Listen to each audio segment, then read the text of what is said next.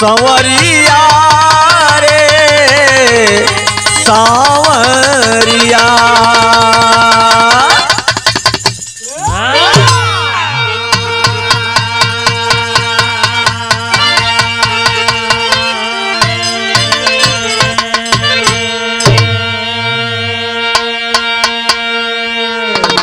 हाँ साथियों, हम पप्पू जौनपुरी लोकगीत एवं बिरहा गायक आप सभी श्रोता प्रेमी को बहुत बहुत सादर प्रणाम है। और एक गीत वैसे आप लोग बहुत दुलार प्यार देला ये भाई के, लेकिन ये बार भी एक करंट मैटर आप लोगों के बीच में लेके आयल हैं। और ये नटराज स्टूडियो की देख रेख में ये बिरहा आप लोगों के बीच में जात हो। हमके आशा नहीं पूर्ण विश्वास हो कि आप लोग ये बिरहा के पसंद करब और प्यार दुलार आप लोग देहब। ये गीत पप्पू बिरहा म्यूजिक के माध्यम से ये आप लोगों के बीच में बिरहा जात हो। एक लाइक करी हैं, शेयर करी हैं, सब्सक्राइब भी करी हैं और कमेंट जरूर करी हैं। कम से कम आप लोग राय तो देवा कि हाँ हम का बोले ही का ना बोले ही।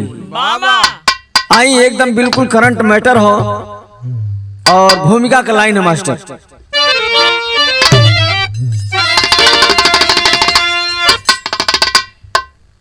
करते हैं डॉक्टर वैद्य जीवन की रक्षा, भगवान का लोग देते हैं दर्जा। खुशी पाते रोते बिलखते जो आते,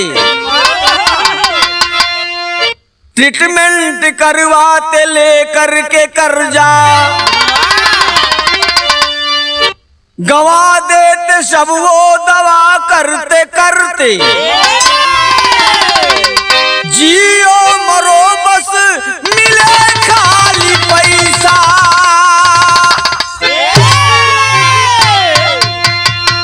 घबराते हैं ना दशा देख कर,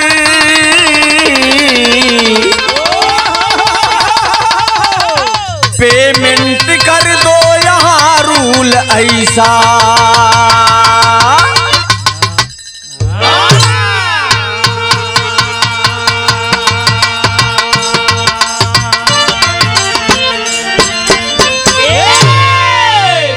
बाबू बिरहा के सुने वाले भैया बाबू लोग तनी सा हमारे बात पर गौर करी हैं।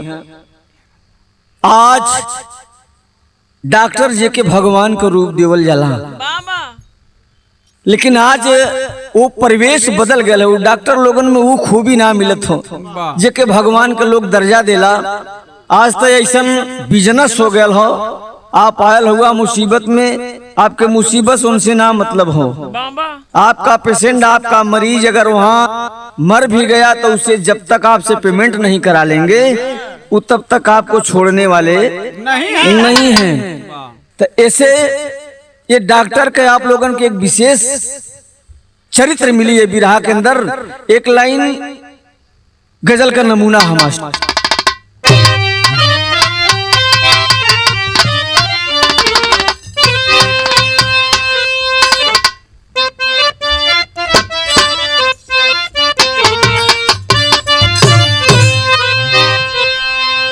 कि मुझे प्यार की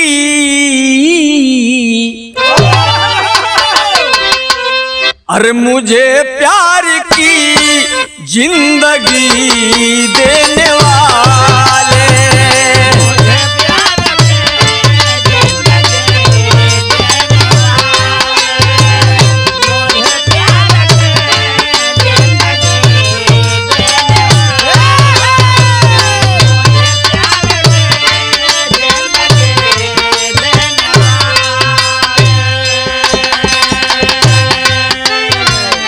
कभी गम न देना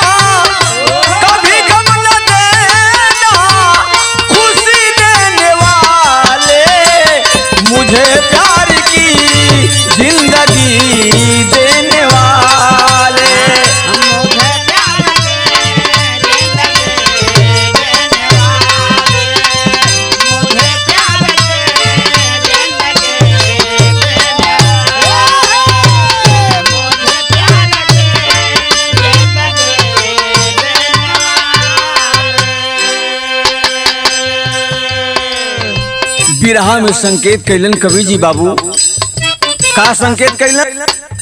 खुशी छीनने का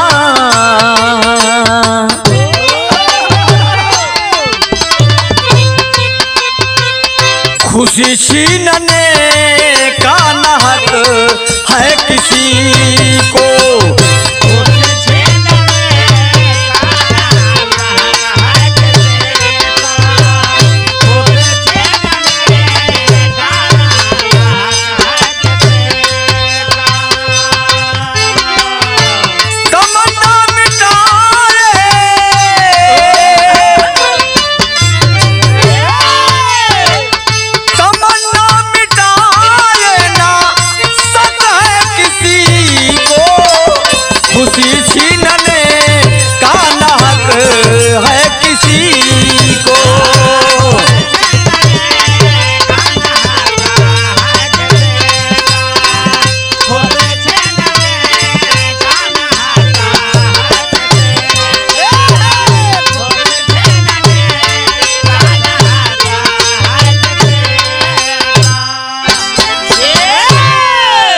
आज आदमी दूसरे का सुख देख के दुखी है, जबकि यही नियम है कि जके जौन खुशी मिलल ओकरे खुशी के छीना मत।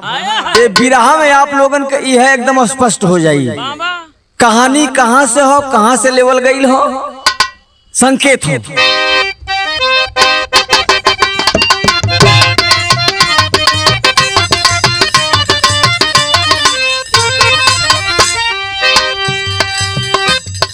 इंसानियत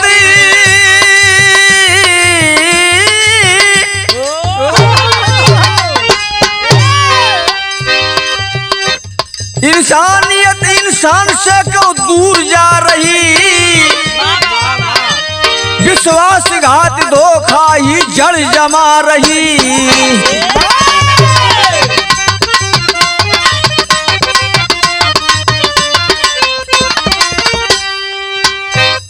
कहानी का शुरुआत हो गया है। डॉक्टर विशाल शाहगंज जाने जाते हैं,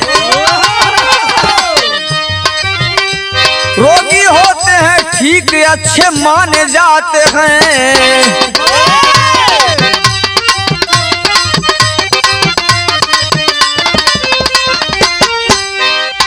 डिस्पेंसरी सुल्तानपुर है रोड पर डाले, पेशेंट बहुत आते हैं वो प्रेम को पाले।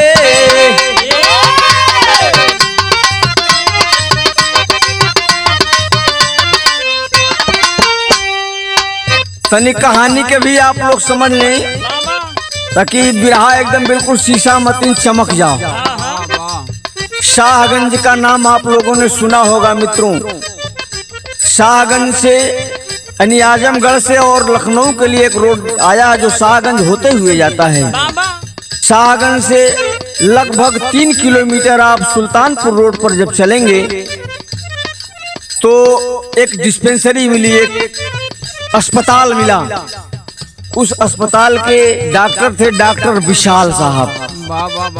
बहुत अच्छी डॉक्टरी उनकी चल रही थी और काफी अच्छे मरीज वहां से खुश होकर के आते थे।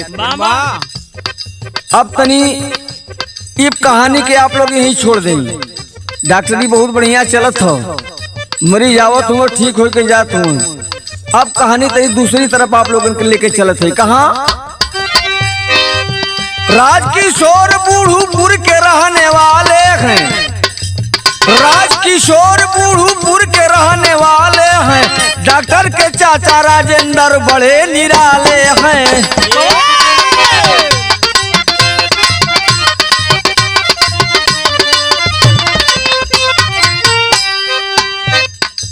बूढ़ूपुर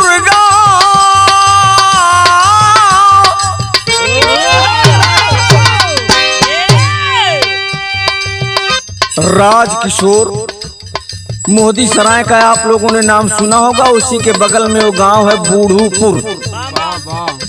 उसी बूढ़ूपुर के रहने वाले राजकिशोर जो कास्ट से चमार हैं, बड़ा अच्छा उनका परिवार है।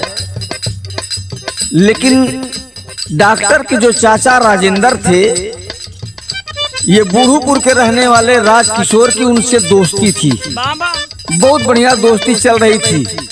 लेकिन हुआ क्या, बूढ़ूपुर गांव जिला जौनपुर में आता है, बूढ़ूपुर गांव जिला जौनपुर में आता है, थाना सरपतहार लबों पे जाना जाता है।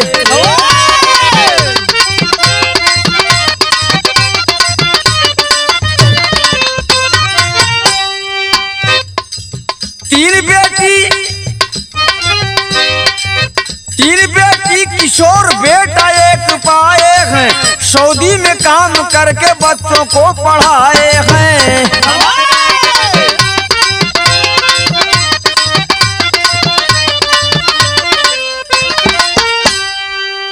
ये भैया तनी बात के आप लोग समझ लें, बूढ़ूपुर के रहे वाला जेकर नाम आप लोगन के बतौली राजकिशोर, 3 बेटी 1 बेटा। 2007 में पहली बार ये सऊदी चले गए और सऊदी रहते रहते अपने 2 बेटियों की शादी कर ली, बच्चा 1 बेटा और 1 बेटी। अच्छा, 2007 में जब गई ना तो वहां से सारी व्यवस्था अपन देखत हुए। एक बेटा उनका रहल जौने का नाम सोनिक प्रसाद था, और छोटी बिटिया जौन शादी के बचल रहल जौने का नाम प्रीत माला। आप लोग ये घटना के YouTube पे दिखले हुए हैं। बहुत ही एक अजीब सी घटना है, आप लोग सुनेंगे तो खुद आप लोग बता देंगे बाबू।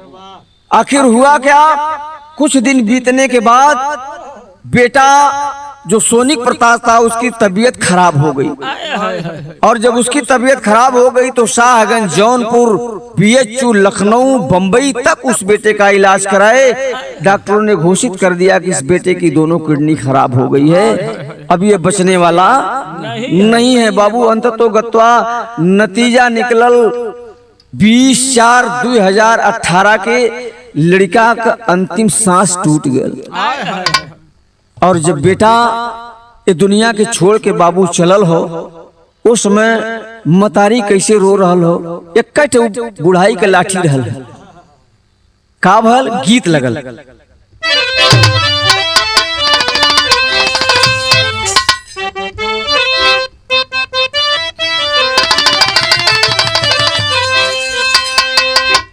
कि बाबू दरोगा जी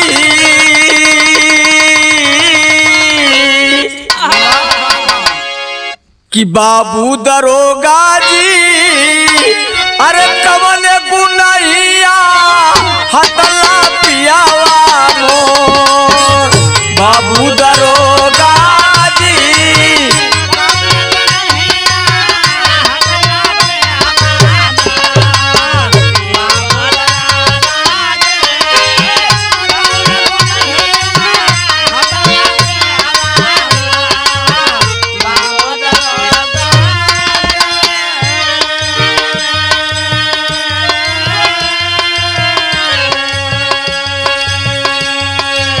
बाबू हो, आज माई बहुरैया बेचारी रो रहलक, बेटा एक बुढ़ाई के लाठी रहला, मतारी के करेजा तनी बिहर गई। बाबू कैसे रो रहल मतारी,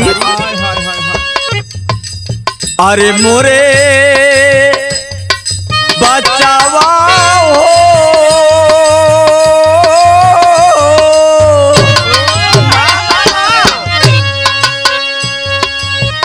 अरे मोरे बचावा काहे गईला हमन के विसार, अरे मोरे बचावा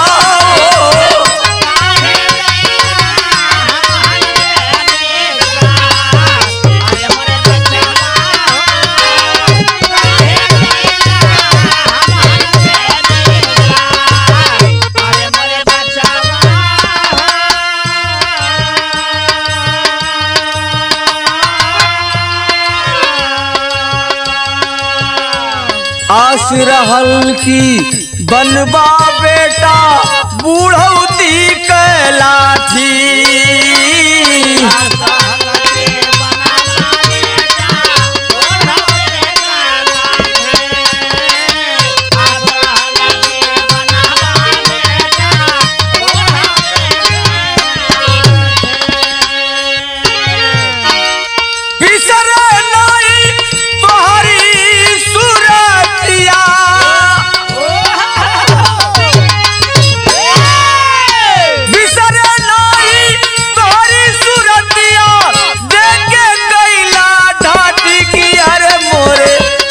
बचावा हो अरे मोरे बचावा हो राखी बनिए बहिनी के तोहार। अरे मोरे बचावा हो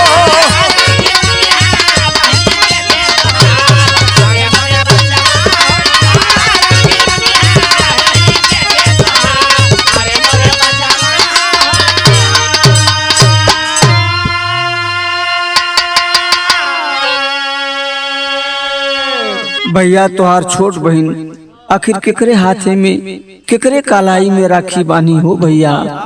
लाल बिसार के चल गईला। अच्छा बाबू सऊदी खबर गई, वहां से राजकिशोर छुट्टी लेके घरे अइलन, बेटवा का अंतिम संस्कार कैलन है। फफक के रोवत हुए कि बा एक कठे लाठी रहल इहो छोड़ के चल गेल। गीत के लाइन लगल, कौन गीत है मास्टर?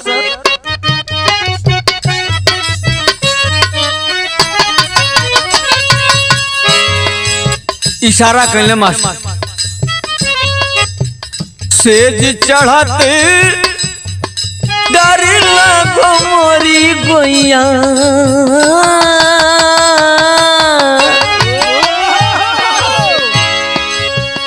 सेज चढ़ते डर लगो मोरी गोइया, सैया घुघटी पटी खोले रे, सैया घुघटी पटी खोले।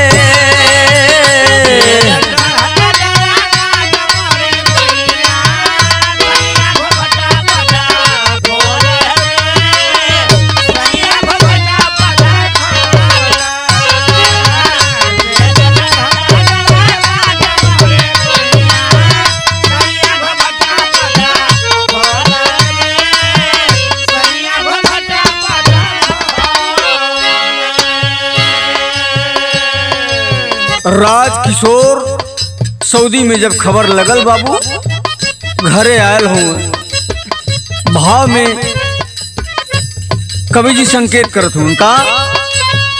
पुत्र मरण के जब बोले खबरिया,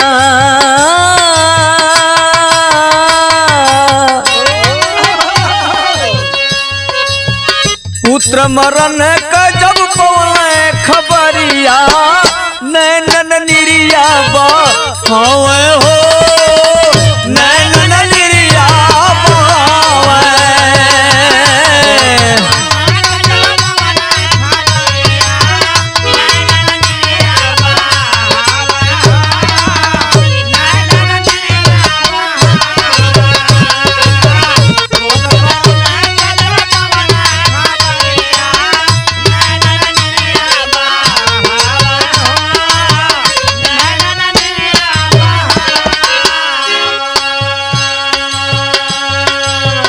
छोड़ी के सऊदी से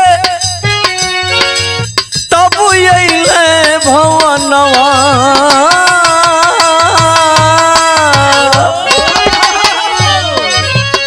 छोड़ के सऊदी से अइले भवनवा, कैसे सूरत बिसरावे हो, कैसे सूरत बिसरावे।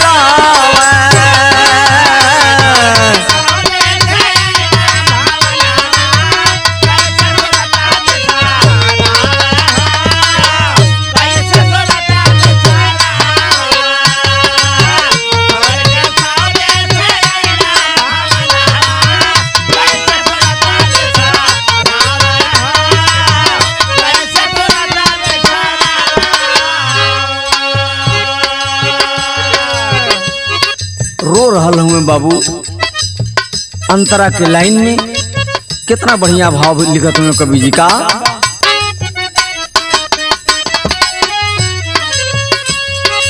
लाल बिन सुन लागे घरवा दुआरावा,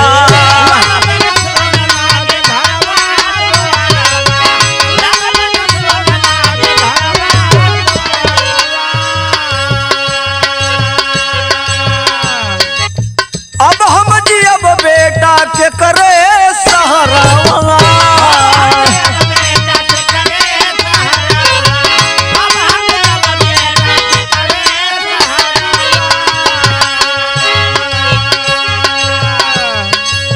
नात ही त जुट के तब धीरज बधावे,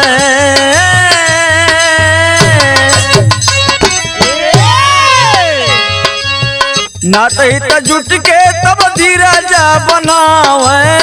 दुनिया का रीत समझावे हो, दुनिया का रीत समझावे।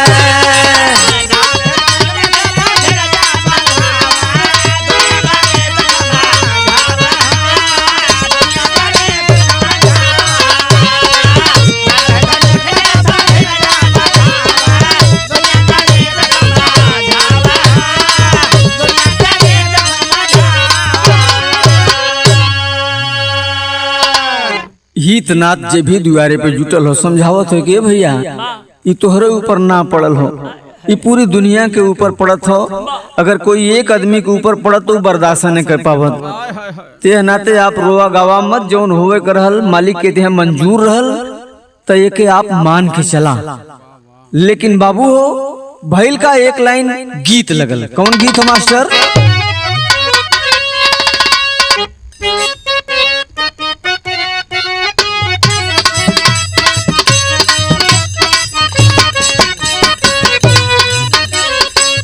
क्या बात है, क्या बात है। गैला जब से बहारा याद आवे बार बार, हो चिड़ैया बन के उड़ गैला।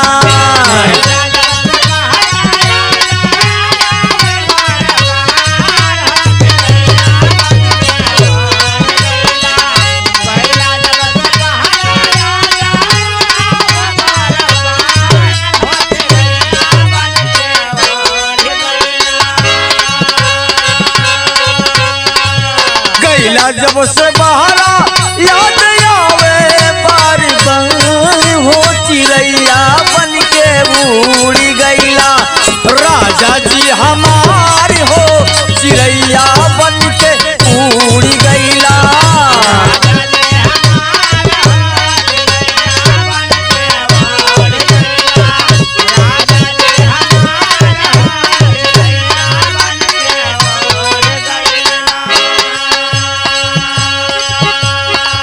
ए बाबू कुछ दिन रहलन, कुछ दिन समय बिता के फिर सऊदी के तैयारी करत हूँ। राजकिशोर बाबू जब तैयारी कैले सऊदी जाए बदे तब का भइल। कुछ दिन बाद गए सऊदी में आए, हो विदैया कई के माई बैठी।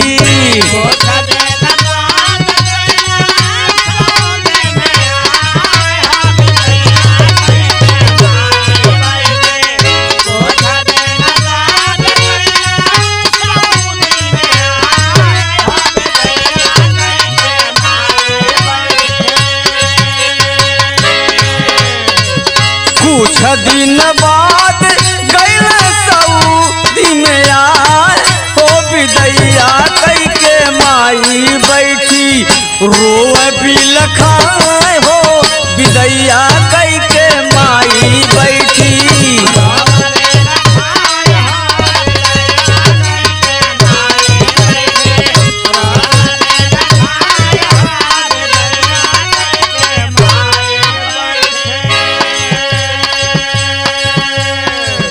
दू बेटी ससुराल में है, छोटी बिटिया जो प्रीत माला बा ओके बाबू समझाए के गईलन की बिटिया खूब मन लगाए के पढ़िया। का भइल?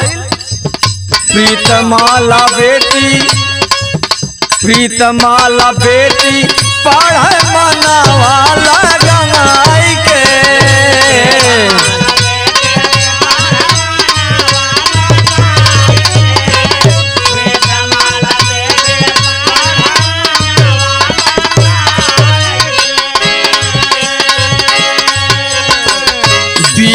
सेकेंड ईयर में नामा लिखाई के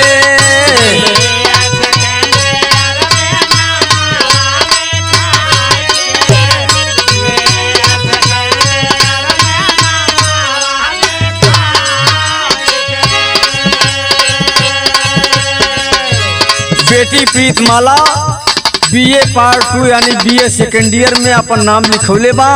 ओकर अंतर्मात्मा जोन बा मन के बात अपने परिवार में बताओ तो का बतौलस।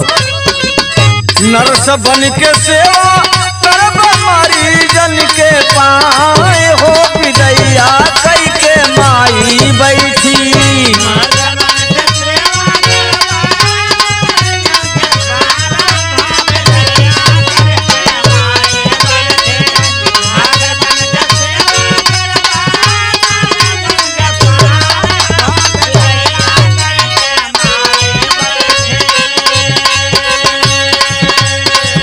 नर्स बन के सेवा करब मरीजन के पाए हो विदैया कई के माई बैठी। रोह भी लखाए हो विदैया कई के माई बैठी।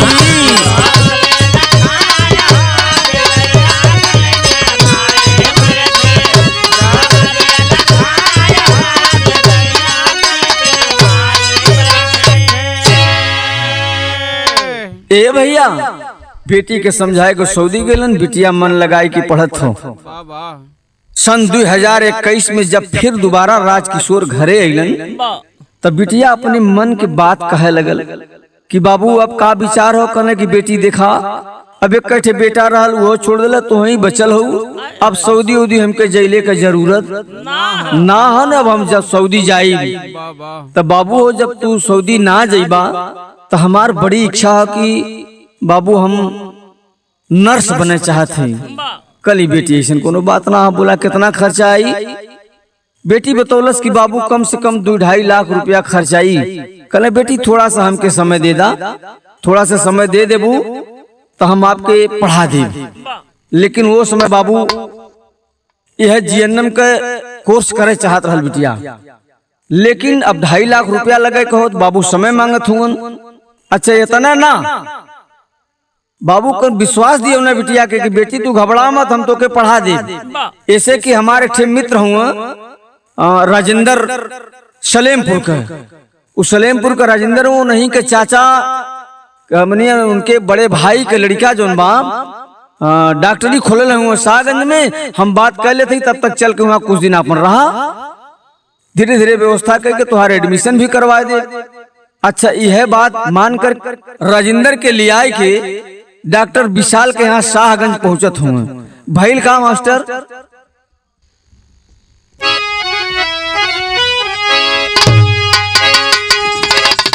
डॉक्टर बोले ठीक है भेजा प्रीतमाला गैलिया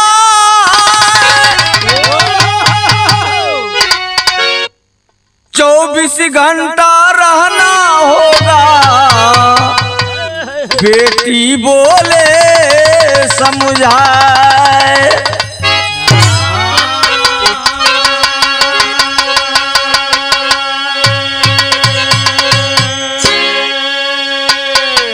डॉक्टर के चाचा राजेंद्र को लेकर के शाहगंज पहुंचे हैं। बिटिया प्रीतमाला को भी लेके पहुंची। बात रखने की डॉक्टर साहब ये हमारी बेटी डॉक्टरी पढ़े चाहत हो तो कुछ दिन हम चाहते हैं कि आप यहाँ एक सेवा कर ले, कुछ सीख पढ़ ले तो ठीक रहा। डॉक्टर विशाल हामी तो भर लेना कहना कि ठीक है, लेकिन एक शर्त है। शर्त कौन बा? शैली में भाव लगल।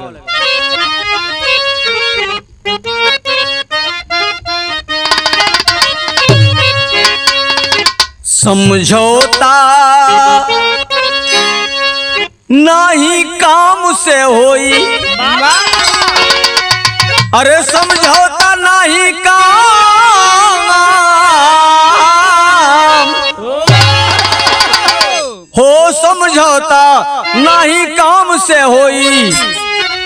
खाना पीना तो के मिली है सकल आराम,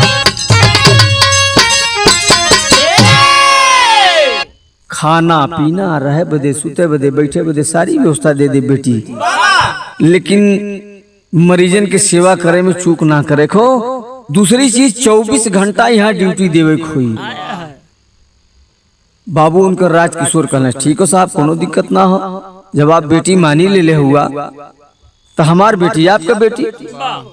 ए बाबू भइल का उसमें का भइल?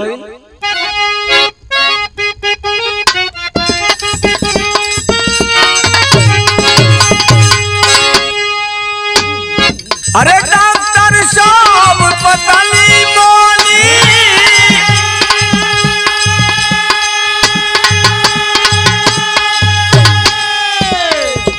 अरे प्रीति को मिलवाए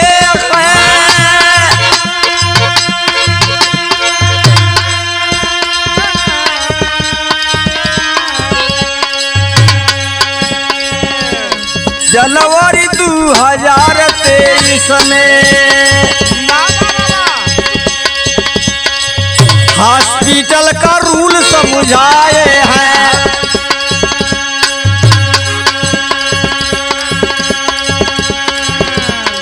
चौका बासन मरीज सेवा,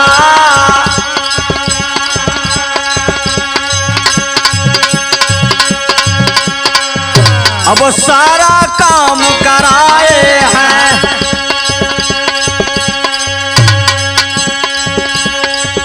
अरे एक बेटा है छोटा मेरा, एक बेटा है छोटा मेरा, प्रीति को बेटी बनाए हैं।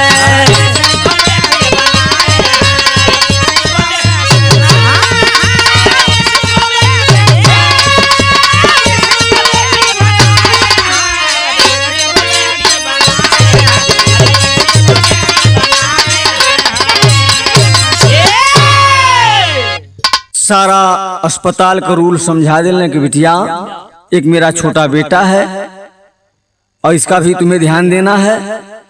अच्छा डॉक्टराइन जो मुनी रहनी वो कहली कि बिटिया तुम्हें घबराइले के बात ना हो, जैसे वहां रह यो भी तुम्हार घर हो, चिंता कैले के कोनो जरूरत ना हो बाबू। लेकिन भाव लगल का भाव लगल मास्टर?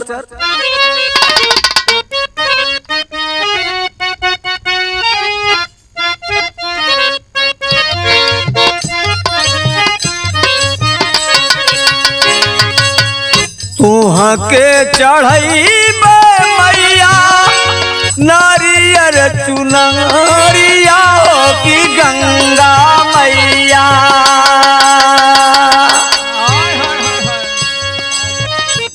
पार कैदा हमारो नेवरिया की गंगा मैया। बिरहा में भाव कवि जी लिखत हुए बाबू। एक दिन भइल का हो, एक दिन डॉक्टर का अरबी गड़ल ईमान नयनवा बर,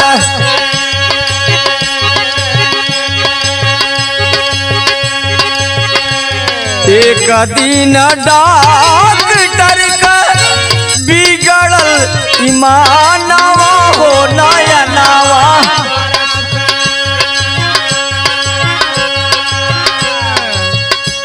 इज्जत के लुटल पे ईमानवा हो नयनवा बरसे।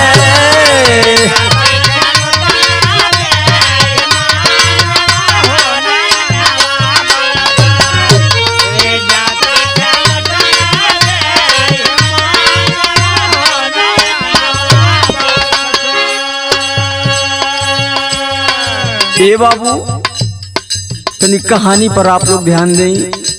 संजोग बनल डॉक्टर विशाल का पत्नी मोनी एक दिन कहीं बाहर निकल गई। वो डॉक्टर जिसे भगवान का दर्जा दिया जाता है बाबू, आज उसकी नीयत खराब हो गई। बेटी प्रीत माला को जबरन पकड़ लिया, हाथ जोड़ के कहा तक ये सरकार डॉक्टर साहब ऐसा मत करी बाबू। लाख अनुनय विनय करने के बाद भी वो पापी माना नहीं और बेटी की आबरू से खेल गया। बिटिया के आबरू ले लेलस बाबू हो भइल का आबरू गवा के प्रीति सोच अपने मानवा ओ नया नवा बरस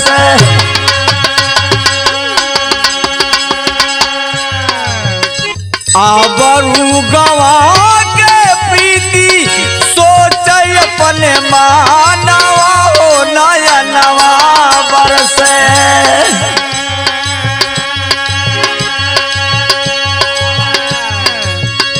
आज अपन ताजा पराना ओ नया नवा बरस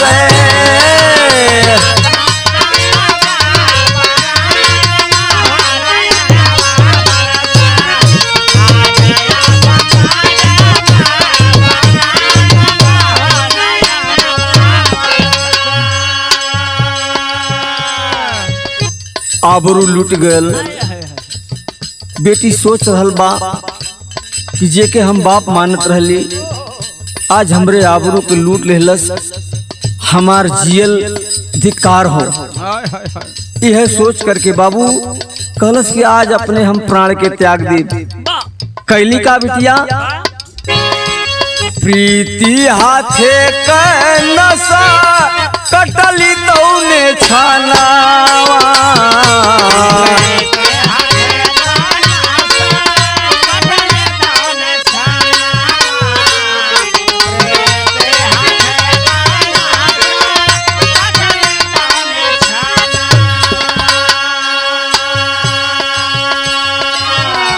जियब नाही आब तजब परानावा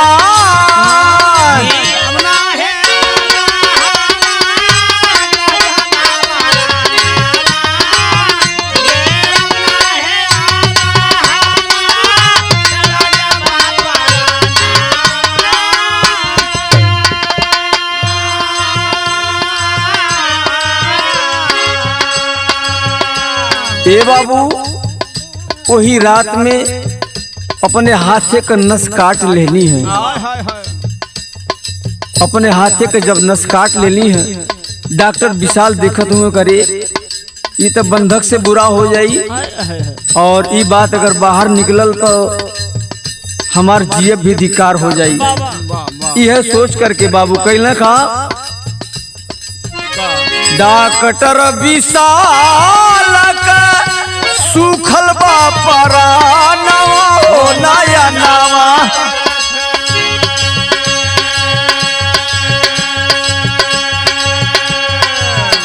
डॉक्टर विशाल का सुखल बा परानवा ओ नया नवा बरसे इज्जता के लुटल दे ईमानवा ओ नया नवा बरसे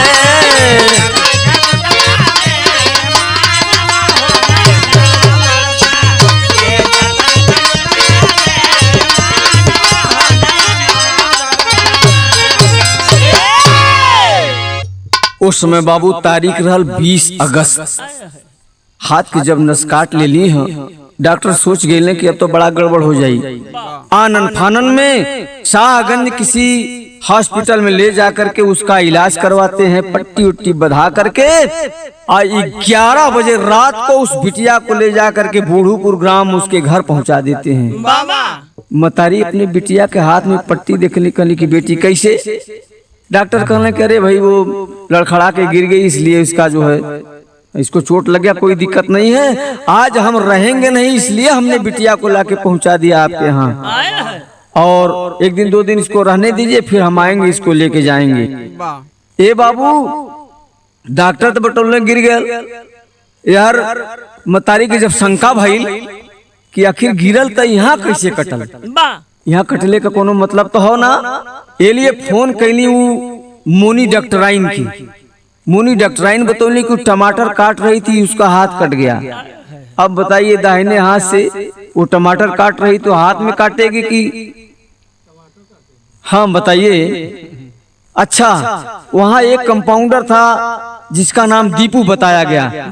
दीपू से फोन करके मतारी पूछली कि का भल, कहीं इसको चक्कर आया, गिर गई इसलिए इसका हाथ कट गया। अब मतारी के शंका हो गई कि 3 जनी के 3 बात हो, बात इमन कुछ गड़बड़ जरूर हो। मतारी अपने बिटिया के डांट के कलश के हाथ कैसे कटल, बतौलस कि मम्मी हम ही अपने इसे काट ले ली। हम कली देखी कैसे का होला है। अच्छा बहाना तो कर गई बिटिया, बताई नहीं, अपने सारे राज को छिपा ले गई। एक दिन के बाद जैसे तैसे चलत हो, 2 दिन 3 दिन बीतल। एक दिन मतारी के दवाई लेवे करहल अपने पति राजकिशोर के साथे मोहदी सराय आईली। अब मोहदी सराय से जब डॉक्टर नहीं मिले तो किसी अन्य हॉस्पिटल से वो दवा लेकर के घर आती है। और जब घरे आए के मतारी देखत है तो अंदर से दरवाजा बंद हो। और जब दरवाजा बंद हो तो खिड़की के तरफ से जाके देखत है तो पता लगल कि बेटी पंखा में अपने लटकल हो, फांसी लगा ले हो। भइल का वो समय बाबू, का भइल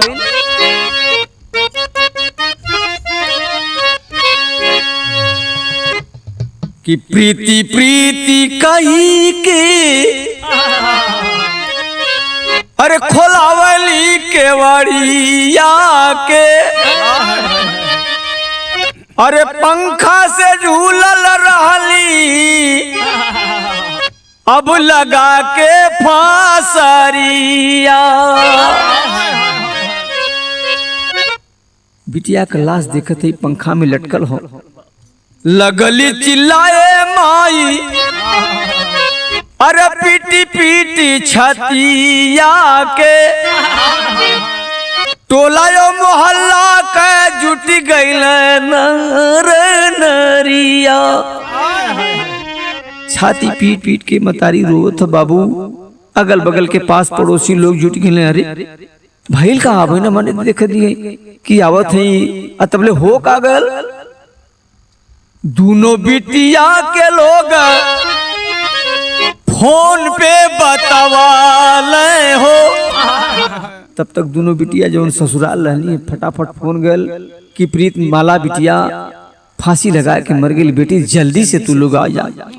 वो दोनों बेटी अपने घर से चल देनी। भइल का कि दोनों बेटी के लोग अरे फोन पे बतावाले हो। रोवत बिलखत आई गई अपनी बखरिया।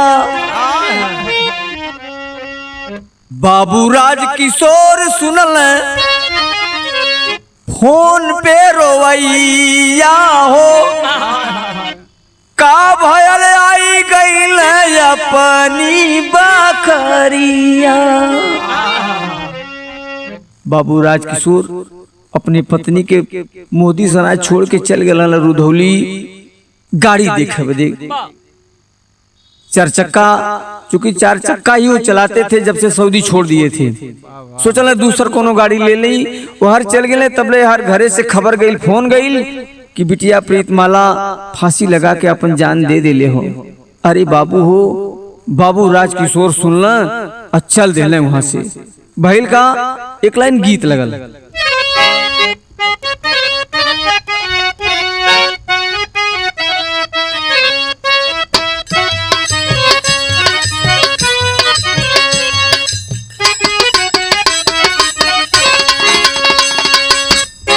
इशारा भइल,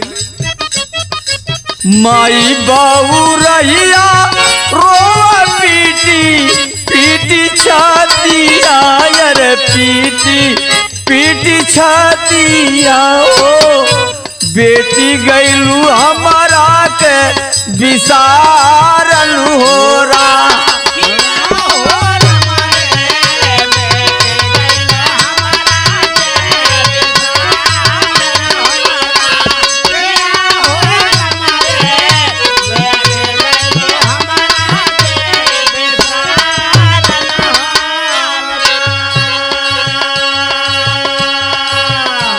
तब तक डॉक्टर विशाल के फोन गयल कि डॉक्टर साहब बिटिया हमार प्रीतमाला फांसी लगा के जान दे दे ले हो साहब, जल्दी आई साहब। डॉक्टर विशाल चल दिए बाबू। पाई के खबर कही बखातिया हो।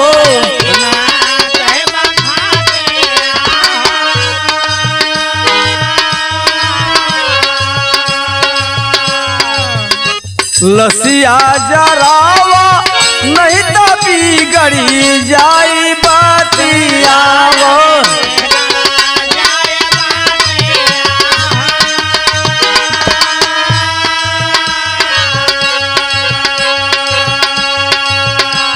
डॉक्टर विशाल अइना सोच गए जान तो दे दिले हम बड़े बुरे फंस जाब। परिवार वाले से कहने के काम कराए, पुलिस केस हो जाए तो मामला बिगड़ जाये। जल्दी जल्दी लाश के जरावे के तैयारी कर द। अच्छा तो लाश के जरावे के तैयारी करत हुए बाबू। तबले भाई का लाशिया जरावे बाद चीता वा सजावल अरे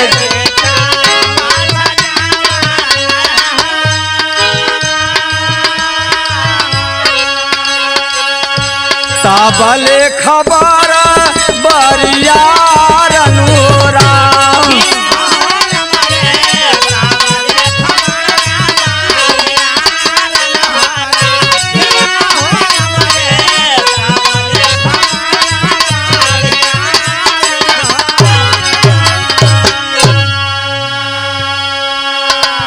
ए बाबू लाश के जरावे के तैयारी करत हुआ। यहर प्रीत माला का एक जो बड़ा वाला जीजा था घरवा में पिछवा रह गए, लोग लाश लेके आगे चल गए। घरवा में नजर दौड़ो देखत हुआ कि एक डायरी हुई चौकी पर पड़ल हो। डायरी के देखने कल हाँ ये डायरी कैसे हो। डायरी खोल के पढ़े लगना देखत हुआ तो वो बिटिया 16 पन्ने की अपनी पूरी दास्तान उस डायरी में लिखी थी। जब जीजा देखना पढ़ना कहना हो तुरंत फोन लगा देना अपने ससुर के कि बाबूजी लाश के जरा यहाँ मत। आज प्रीति बिटिया जौन जान दिले बा कोई एकर और कोई कारण ना हो। एकर कारण सिर्फ डॉक्टर विशाल हुआ। लाश जरावे से रुकवा देवल गई। डॉक्टर विशाल के पता चलल ये अपने दुल्हन के लिए लेके भाग चलना। कहला कि अब अगर लाश ना जरी पुलिस से आई हम पकड़ाई तो बात बड़ा बुढ़े फंस जाइए, बहुत बुराई में फंस जाब। ऐसे अपन जो लेके चल देना। यार उकर जीजा तुरंत सरपतहा थाना फोन कर देना कि ऐसी ऐसी बात हो गई साहब तत्काल आइए। पुलिस प्रशासन के लोग तुरंत पहुंचते हैं। बाबू भैल का भैल मास्टर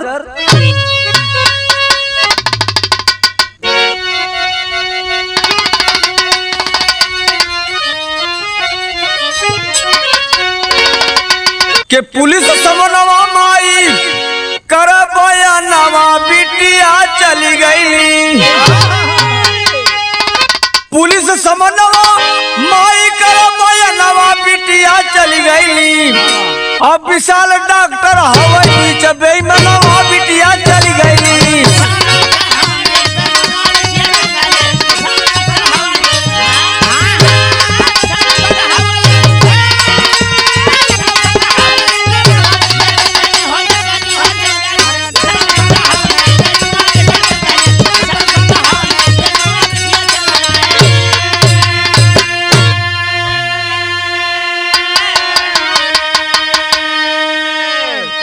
पुलिस प्रशासन के लोग जब आते हैं बाबू मतारी रो रो के कहलस कि ये साहब सबसे बड़ा कसाई सबसे बड़ा दुर्व्यवहारी और व्यभिचारी साहब जब तक हमके एकर न्याय न मिली और जब तक ये लोग जेल न जाइए तब तक अभी लाश हमारी बिटिया का जरी ना। पुलिस प्रशासन के लोग समझौना ढाढ़स बधौना विश्वास दियो ना कि उसके कर्म का फल उससे मिलेगा। आप लोग घबराइए मत, आपको न्याय मिलेगा। का न्याय मिलेगा अल्लाह का लाइन है।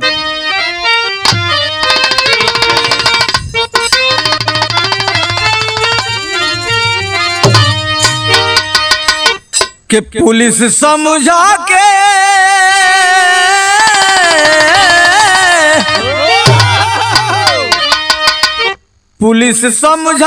पोस्टर मार टम करवल भैया।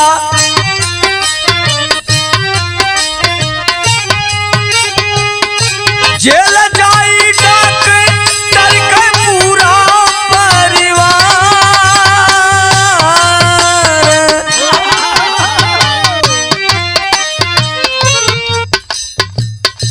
सरपता थाने के पुलिस जांच कैले भैया,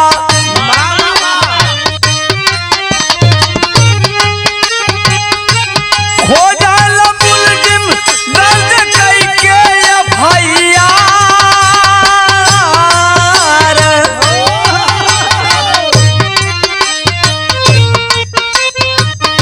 डॉक्टर आइन साथे, डॉक्टर आइन साथे दीपू पकड़ाइल भैया।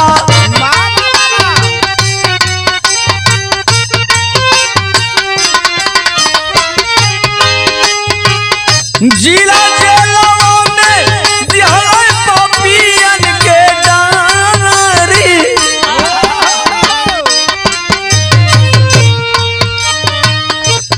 जो विश्वास दिलाए थे बाबू, सरपता की पुलिस लग गई। पता लगा 24 घंटे के अंदर अंदर डॉक्टराइन और वो जो कंपाउंडर दीपू था, ये सारे लोग पकड़े गए और इनको जिला जेल में भेज दिया गया। वाह वाह वाह। लेकिन मतारी के दर्द हो कहा होई के बिरादरी,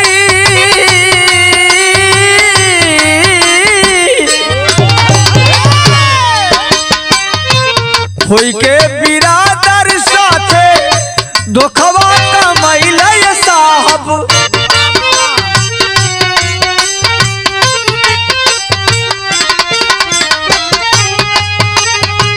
न्याय कर योगी बाबा मानी हम चमारी।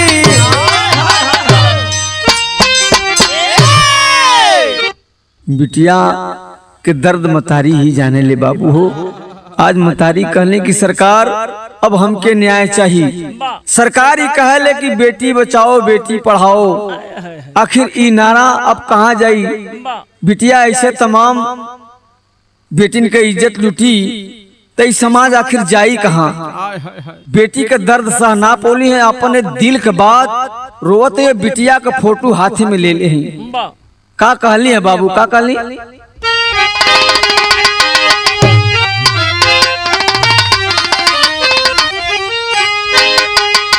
अरे रोवतानी फोटुआ के निहारी बिटिया, कि रोवतानी फोटुआ अब निहारी बिटिया। काहे हमरा के गईलू बिसारी बिटिया।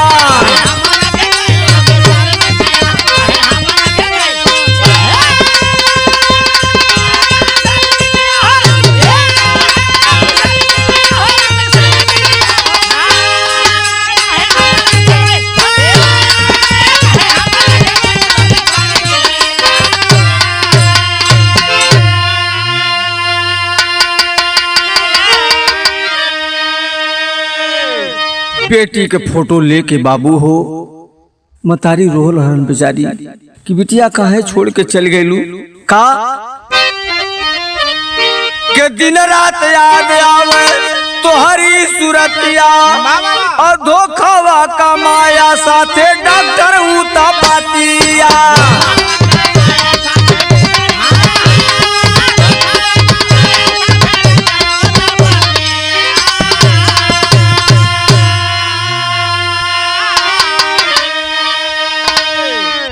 फांसी चाहिए माई का अधिकारी बिटिया।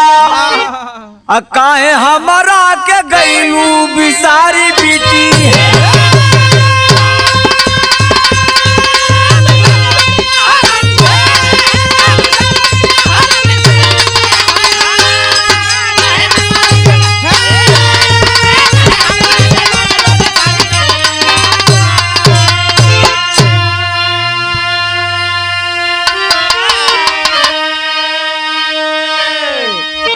मतारी कलश के हमें सरकार से न्याय चाहिए। अन्याय यह चाहिए कि जब तक वो के फांसी न हुई तब तक हमरे दिल के चैन ना मिली। ये बाबू इतना ना, वो डॉक्टर किसी किसी से कहता था कि मैं इस प्रीति से शादी करूंगा। ये तो बाद में न पोल खुलल। शादी क्यों? इसलिए कि राजकिशोर यानी प्रीत माला बिटिया के अपार दौलत रहल। बहुत बढ़िया मकान भी आप लोग देखे होंगे यूट्यूब पर, बहुत सुंदर मकान है, बहुत खेती बाड़ी है। यही डॉक्टर की नियत थी कि इसे शादी कर लेंगे तो इसका सारा सामान हम हड़प लेंगे। लेकिन बाबू भइल का, केहू केहू से कहले करब प्रीति से हम शादी, अरे छिनल अपने करतब से, अरे अपनी वो आजादी। आखिर अपन आजादी अपने हाथ से छीन लेलस पापी। भइल का, अरे बर्बादी का तकमा अब जेल मजारी बिटिया, काहे हमरा के गईलू बिसारी बिटिया। अपने करनी पे आज पछतात हो डॉक्टर विशाल, उसकी पत्नी मोनी, दीपू, आज सारे लोग जेल के अंदर बंद हैं बाबू। लेकिन भाव आखिरी लेवल, संत गुरु सतराम आधारी, नटखट जी स्वर्ग सिधार।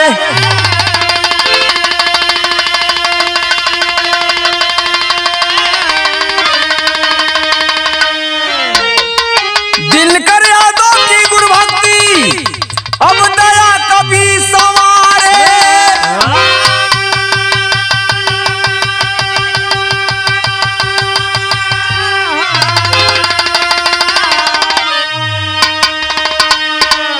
समझौता नहीं काम से होई, पप्पू दया